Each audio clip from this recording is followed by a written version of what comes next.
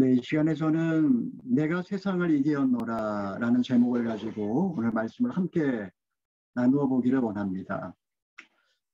우리가 사는 이 세상에는 예측할 수 없는 많은 일들이 날마다 발생을 하고 있습니다.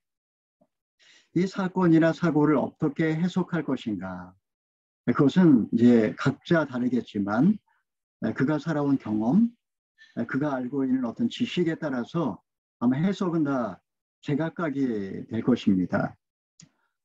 나는 정확하게 이해했다 라고 그렇게 이제 믿는 경우도 있지만 훗날 돌아보면 잘못된 해석일 때도 참 많이 있습니다. 내가 알고 있는 지식, 그 지식을 중심으로 계속 지식을 축적하는 것, 그래서 어떤 잘못된 확신을 갖는 것을 심리학에서는 확증 편향이라고 그렇게 말을 합니다.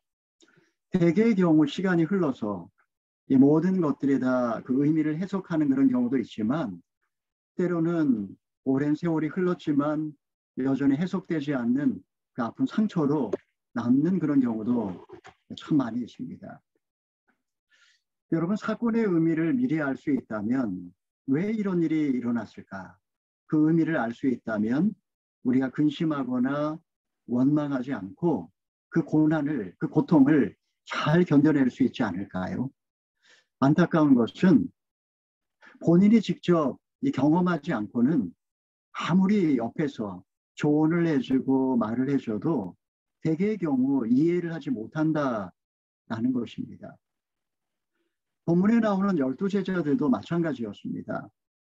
예수님께 곧 닥칠 그 고난과 죽음이 그들의 어떤 경험으로는 이해가 되질 않았습니다. 이런 제자들에게 오늘 예수님은 이제 믿음을 심어주고 계십니다. 그게 오늘 본문의 말씀입니다. 이 시간에 우리는 본문 말씀을 통해서 우리 그리스도인들이 세상을 이길 수 있는 그 세 가지 비결에 대해서 함께 생각을 해보고자 합니다. 첫째로 세상을 이길 수 있는 비결은 조금 있으면 고난은 지나간다 라는 그런 믿음입니다. 우리 16절부터 19절까지의 말씀을 함께 읽어보겠습니다. 시작. 조금 있으면 너희가 나를 더 이상 보지 못할 것이다. 그러나 다시 조금 있으면 나를 보게 될 것이다. 예수의 제자 중 몇몇이 서로 말했습니다.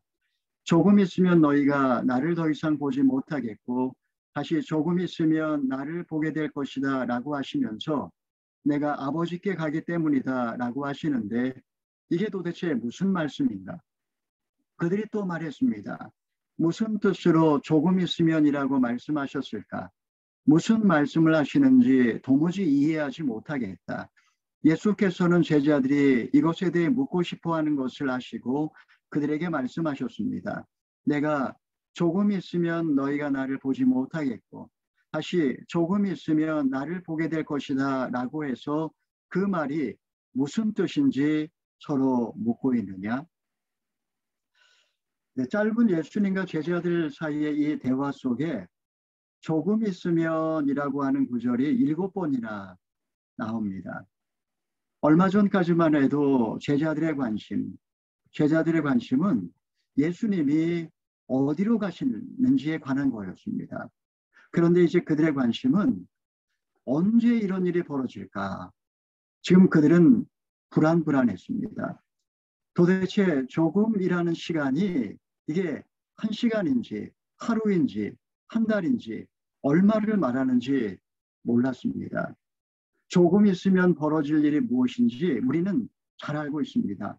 우리가 성경의 내용을 이미 다 알고 있기 때문에 어떤 일이 벌어질지 알고 있지만 제자들에게는 어떻게 보면 이제 곧 겪어야 알게 되는 그런 사건이라고 이야기할 수 있습니다. 우리도 이해되지 않지만 사실 겪어내야 아는 경우가 참 많습니다. 그 당시에는 이해가 되지 않고 또 주변 사람들이 아무리 이야기를 해줘도 그 납득이 안 되는 그런 상황에서 결국 겪어내야 아는 그런 경우가 참 많이 있습니다. 주님이 말씀하고 싶으셔도 사실 우리가 감당하지 못하기 때문에 고난이라고 하는 것은 누가 이야기해 준다고 해서 알게 되는 게 아니라 결국은 내가 겪어내야 하고 또 뛰어넘어야 한다라는 것입니다. 여러분, 이때 우리에게 필요한 믿음이 무엇일까요? 고난을 겪어내야 한다면, 피할 수 없다면 어떤 믿음이 필요할까요? 고난은 잠깐이라는 사실입니다. 만약에 고난이 영원하다면 우리가 사는 이 세상은 아마 지옥 그 자체일 것입니다. 지금 다 이해할 수 없지만 고난을 견디고 버텨내면 이 고난은 잠깐 후에 곧 지나간다라는 그런 믿음, 이런 믿음이 우리에게 필요하다라는 것입니다. 왜 사람들이 자살을 할까요? 자살하는 이유는 한 가지입니다. 지금 이 고통이 영원할 거라고 그렇게 느끼기 때문입니다. 부도가 나고 직장을 잃고 불치병에 걸리고 가정이 깨어지고 사랑하는 사람이 이제 죽게 되면 나는 지금 숨 쉬는 것조차 힘이 듭니다. 이 고통이 영원할 것 같이 느껴집니다. 여러분 기억하십시오. 조금 있으면 고난은 지나가고 조금 있으면 영원한 축복이 찾아올 것입니다. 믿음이라는 것은 이제 조금 있으면 주실 그 하나님의 은혜, 그 은혜를 기대하며 기다리는 행위를 믿음이라고 이야기를 하는 것입니다. 예수님은 한 가지 비유를 통해서 지금 그리스도인들이 겪고 있는 고난의 의미를 해석해 주고자 하십니다. 우리 20절에서 22절까지의 말씀을 함께 읽어보겠습니다. 시작. 내가 진실로 너희에게 말한다. 너희는 울며 애통할 것이나 세상은 기뻐할 것이다. 너희가 슬퍼하게 될 것이나 너희의 슬픔은 기쁨으로 변할 것이다. 여인이 출산할 때에는 걱정에 잠기게 된다. 진통할 때가 가까웠기 때문이다. 그러나 아기가 태어나면 사람이 세상에 태어났다는 기쁨 때문에 더 이상 그 고통을 기억하지 않는다. 너희도 이와 같다. 너희가 지금은 슬퍼하지만 내가 너희를 다시 볼 때에는 너희가 기뻐할 것이요. 또 너희의 기쁨을 빼앗을 사람이 없을 것이다. 여성은 아기를 낳기 전에 출산에 대한 공포가 다 있습니다. 남자들 군대 가기 전에 그 군대에 대한 공포가 있는 것과 비교할 수 없는, 여성에게 주어진 피할 수 없는 출산에 대한 공포가 있습니다. 사실 아기 낳기 전에 온갖 이야기도 들어봤고 또 상상도 하면서 어떤 일이 벌어질지 알지만 그 고통은 겪어보진 않았습니다. 여러분, 그러나 출산해 보니까 어떻습니까? 우리 아기를 6을 낳은 우리 사모님도 계시지 않습니까? 아기를 낳는 게 얼마나 놀라운 신비인지 겪어보니까 알게 되는 것입니다. 아기가 태어난 기쁨에 더 이상 그 고통을 기억하지 않습니다. 고난도 겪어내야지 비로소 내 것이 되는 것입니다. 여인이 왜 산통을 겪어야 할까요? 이 땅에 생명을 낳기 위한 과정입니다. 여러분, 왜 내가 인생에서 고난을 받아야 할까요? 그 고난도 마찬가지입니다. 한 영혼을 구원하기 위해 내가 지불해야 되는 대가라는 사실, 이게 바로 하나님이 우리에게 주신 그 고난의 의미라고 이야기할 수 있습니다. 만약에 우리 인생에 예수님이 없었다면 그 고난이라는 것은 그냥 운명이 될 거고 그 고난은 나를 망가뜨리게 될 겁니다. 하지만 우리가 예수님 안에서 겪는 이 모든 고난은 나를 통해서 누군가를 구원하기 위한 섭리라는 사실, 여러분 믿으시기를 바랍니다. 돌아보면 저의 인생도 마찬가지였습니다. 만약에 저의 인생에서 저희 아버지가 그 사업이 망하지 않았더라면, 온 가족이 연탄가스에 취해서 죽었더라면, 캠퍼스 사역을 하면서 온갖 핍박을 받지 않았더라면, 사랑하는 사람의 그 죽음을 경험하지 않았더라면 아마 가족이 구원받고 우리 청년들이 살아나는 그 놀라운 기쁨을 아마 맛보지 못했을 것입니다. 그때는 괴로웠지만, 그때는 너무나 슬펐지만 그 모든 근심을 그 기쁨이 되게 주님은 만들어 주셨습니다. 사랑하는 여러분, 지금 여러분은 어떤 고난을 갖고 계십니까? 내가 겪는 고난이 영혼을 구원하기 위한 하나님의 섭리라는 사실이 믿어지십니까? 조금 있으면 기쁨이 올 거라는 그 믿음이 없어서 지금 두려워하고 계시지는 않습니까? 어떤 고난도 영원하지 않습니다. 지금의 이 코로나 상황도 조금 지나면 끝이 날 것입니다. 믿음 없는 자가 되지 마시고 믿는 자가 되시기를 바랍니다. 둘째로, 우리가 세상을 이길 수 있는 비결 두 번째는 성령이 임하시면 기쁨이 충만해 신나는 사실입니다. 우리 23절에서 27절 말씀을 읽어보겠습니다. 시작. 그날에는 너희가 내게 어떤 것도 구하지 않을 것이다. 내가 진실로 진실로 너희에게 말한다. 너희가 무엇이든 아버지께 구하면 아버지께서 내 이름으로 주실 것이다. 지금까지는 너희가 내 이름으로 아무것도 구하지 않았다. 그러나 구하라. 그러면 받을 것이니 너희 기쁨이 충만해질 것이다. 지금까지는 내가 이것을 비유로 말했지만 더 이상 비유로 말하지 않고 내 아버지에 대해 분명하게 말할 때가 올 것이다. 그날에는 너희가 내 이름으로 아버지께 구할 것이다. 아버지께서는 너희를 친히 사랑하신다. 아버지께서 너희를 친히 사랑하시는 것은 너희가 나를 사랑했고 내가 아버지로부터 왔음을 믿었기 때문이다. 그날에는 너희가 내게 아무것도 구하지 않을 것이라고 말씀을 하셨을 때 그날은 언제를 말할까요? 바로 성령 강림절을 말합니다. 3년 동안 예수님은 제자들에게 비유를 통해 가르치셨습니다. 진리를 알기 쉽게 비유로 설명하셨지만 제자들은 그 말씀을 깨닫지를 못했습니다. 사탄은 밀가부르듯이 제자들을 흩어버렸습니다. 마가의 다락방에 모인 연약한 제자들, 두렵고 떨리는 마음으로 주님 앞에 나온 그들은 약속하신 성령을 달라고 기도하기 시작했습니다. 놀랍게 성령이 임하자 그들은 기쁨이 충만해졌습니다. 상황이 바뀐 것은 전혀 없지만 그들 안에 성령이 임하자 기쁨이 충만했고 담대함이 생겨서 거리로 뛰어나가 사람들에게 예수님이 그리스도라는 사실을 증거하기 시작했습니다. 여러분, 제자들은 고난 가운데 있으면서도 문제를 해결해 달라고 기도하지 않았습니다. 그들은 보혜사 성령을 보내달라고, 약속하신 성령을 보내달라고 간절히 기도했습니다. 그들은 고난으로부터의 구원이 아니라 고난을 통한 구원을 바랬습니다. 아무것도 달라진 것이 없지만 예수님을 사랑했고 하나님을 신뢰했습니다. 약속하신 성령이 임하자 하나님의 사랑받는 자녀라는 사실을 깨닫고 하나님이 지금도 나와 함께 하신다라는 그 사실을 깨닫고 그들은 기쁨이 충만해졌습니다. 고난의 사건을 통과한 후 우리의 삶에 성령이 임하시면 비로소 우리는 그 고난의 의미, 말씀의 의미를 밝게 깨닫게 되는 것입니다. 하나님이 살아계시는데 왜 나에게 이런 고난이 주어지는가?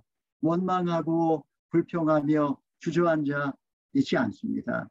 갈 길 보이지 않고 어찌해야 할지 모르지만 힘도 없고 연약하지만 마음이 상하고 슬프지만 성령이 임하시면 기쁨이 충만해지고 다시 한번 삶을 살아낼 수 있는 그런 담대함이 생기는 줄 믿으시기를 바랍니다. 사랑하는 여러분, 내 인생에서 고난의 의미를 밝게 깨닫게 된 그 말씀이 있습니까? 약속하신 성령을 고대하며 주님 앞에 엎드려 기다린 경험은 언제입니까?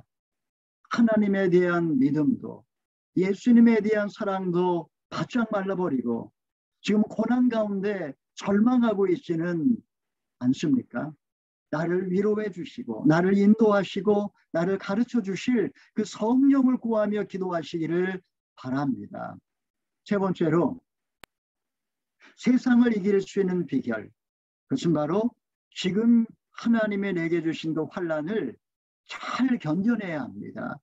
우리 마지막으로 28절에서 33절까지의 말씀을 읽어보겠습니다. 시작. 내가 아버지께로부터 이 세상에 왔다가 이제 다시 이 세상을 떠나 아버지께로 돌아간다. 그러자 예수의 제자들이 말했습니다. 이제 주께서 비유를 들지 않고 명확하게 말씀하시니 주께서 모든 것을 알고 계시고 또 어느 누구의 질문도 받으실 필요가 없음을 저희가 알았습니다. 이것으로 우리는 주께서 하나님께로부터 오신 것을 믿습니다. 예수께서 제자들에게 대답하셨습니다. 이제야 너희가 믿느냐? 보라, 너희가 흩어져 각자 집으로 돌아갈 때가 오고 있고 또 이미 왔다. 너희는 나를 버려두고 모두 떠날 것이다. 그러나 나는 혼자 있는 게 아니다. 아버지께서 나와 함께 계시기 때문이다. 내가 너희에게 이런 것들을 말하는 것은 너희가 내 안에서 평안을 누리게 하려는 것이다. 너희가 이 세상에서 고난을 당할 것이다. 그러나 담대하라. 내가 세상을 이기었노라. 예수님은 아버지께로부터 왔다가 아버지 품으로 돌아가십니다. 지금 제자들은 믿는다라고 고백을 하고 있지만 그들의 이 믿음은 지식적인 이해에 불과했습니다. 결국 뿌리가 약한 그들은 스승을 버리고 결정적인 순간에 도망칠 것입니다. 예수님이 그런 것을 다 알고 계심에도 불구하고 미리 말씀하신 이유가 무엇일까요? 일종의 백신을 접종하는 것과 같습니다. 지금은 아프지만 그날 죽음에서 승리하신 예수님을 기억하고 평안을 누리게 하기 위하여 지금 그들에게 이 사실을 미리 말씀하고 계시는 것입니다. 예수님은 아버지에게로부터 왔다가 이제 아버지에게로 간다라고 말씀하셨습니다. 인생은 살다가 죽는 것이 아닙니다. 인생은 왔다가 가는 것입니다. 평생 청년인 줄 알았던 저 역시 돌아가신 아버지 나이가 되었습니다. 인생의 목적은 잘 먹고 잘 사는 데 있지 않습니다. 주님은 우리에게 자기를 부인하고 자기 십자가를 지고 나를 쫓으라 그렇게 말씀하셨습니다.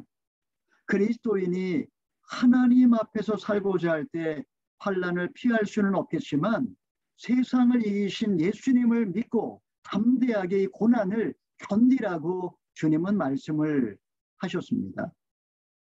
많은 사람들이 사는 게 힘들다라고 이야기를 합니다. 너무 직장 생활이 힘드니까 사표를 던지고 공부하기 힘드니까 휴학계를 내고 미래가 보이지 않는다며 아예 삶을 포기합니다. 여러분, 환경이 바뀌고 상황이 좋아진다고 행복이 있는 게 아닙니다. 그런데 늘 환경이 바뀌기를 바라고 상황이 좋아지기를 기대하니까 마음이 지금 상황 자체가 불안하니까 잔소리를 하게 되고 불만이 자꾸 쌓이니까 가족들에게 화를 내는 거 아닙니까? 여러분, 지금 내 마음에 평안이 없는 이유는 다른 데 있지 않습니다. 지금 예수님 안에 있지 않기 때문입니다. 사랑하는 여러분, 지금 여러분 인생에 어떤 환난을 만나고 있습니까? 환난을 잘 견디면서 주 안에서 지금 평안을 누리고 있습니까? 더 이상 못 참겠다며, 나는 할 만큼 했다며, 더 이상 할 수 없다며, 사는 게 힘들다며 뛰쳐나간 곳은 어디입니까? 만약에 여러분이 인생에서 행복하길 바란다면 여러분 인생의 고통은 그치질 않을 것입니다. 반면에 내게 주신 십자가를 지기로 결단하고 환난을 잘 당한다면 담대함이 생기고 그리고 여러분 영혼 안에는 기쁨으로 충만하고 마침내 승리하게 될 줄 믿으시기를 바랍니다. 고정희 시인이 쓴 상한 영혼을 위하여 라는 시가 있습니다. 제가 자막으로 준비를 했습니다. 그 시를 읽어드리겠습니다. 시의 한 일부분이지만 오늘 본문의 말씀과 잘 맞기 때문에 같이 제가 한번 읽어보도록 하겠습니다. 상한 갈 때라도 하늘 아래선 한 계절 넉넉히 흔들리거니 뿌리 깊으면 밑동 잘리어도 새수는 걷거니 충분히 흔들리자 상한 영혼이여 충분히 흔들리며 고통에게로 가자. 뿌리 깊이 흔들리는 부평초 잎이라도 물 고이면 꽃은 피거니 이 세상 어디에서나 개울은 흐르고 이 세상 어디에서나 등불은 켜지듯 가자 고통이여 살 맞대고 가자. 외롭기로 작정하면 어딘들 못 가랴. 가기로 목숨 걸면 지는 애가 문제랴. 사랑하는 성도 여러분, 여러분 이것이 우리네 인생입니다. 세상에는 나를 상하게 하는 것들이 참 많이 있지만 캄캄한 밤에라도 하늘 아래 마주잡을 손 하나가 있으니 바로 예수 그리스도이십니다. 주님께서 우리에게 말씀하십니다. 너희가 세상에서 환난을 당하나 담대하라. 내가 세상을 이기었노라. 우리가 흔들리면서도 중심을 향해 나아갈 수 있는 이유가 바로 여기에 있습니다. 여러분, 조금 지나면 고통은 다 사라질 것입니다. 영혼의 성령이 임하시면 우리의 마음의 근심이 변하여 기쁨이 될 것입니다. 환난을 잘 견뎌내면 지금 내가 통과해야 되는 그 환난을 견디고 버텨내면 그날 아버지 집에 이를 것입니다. 갈 길이 보이지 않고 어찌해야 할지 모르지만 힘이 없고 연약하지만 마음이 슬프고 상하지만 하나님이 오늘 내게 주신 그 십자가를 짊어지고 성령이 주시는 기쁨을 누리며 담대히 이겨나가시는 저와 여러분 다 되기를 주님의 이름으로 축원합니다. 아멘. 기도하겠습니다. 자비로우신 하나님 아버지, 지금은 다 이해할 수 없지만 현재의 고난을 버티고 견디면 곧 지나가게 될 줄 믿습니다. 잠시 잠깐 후에 주실 그 하나님의 그 놀라운 은혜를 기억하면서 현재의 어려움 가운데 기다리게 하여 주시옵소서. 하나님 아버지, 누군가를 구원하기 위해 내가 치루어야 할 고난이라면 달게 받게 하여 주시옵소서. 환경이 바뀌고 문제가 해결되길 기대하기보다 지금 있는 바로 이 자리에서 주님이 내게 주신 십자가를 지고 자기를 부인하며 주님을 쫓게 하여 주시옵소서. 캄캄한 밤 주님의 손을 잡고 기쁨을 누리며 담대하게 고난을 이겨내게 하여 주시고 우리 모든 성도들 가운데 정말 어둠의 밤을 보내고 있는 영혼들 특별히 붙잡아 주시고 담대하게 고난을 승리하게 하여 주시옵소서. 예수님의 이름으로 기도하옵나이다. 아멘.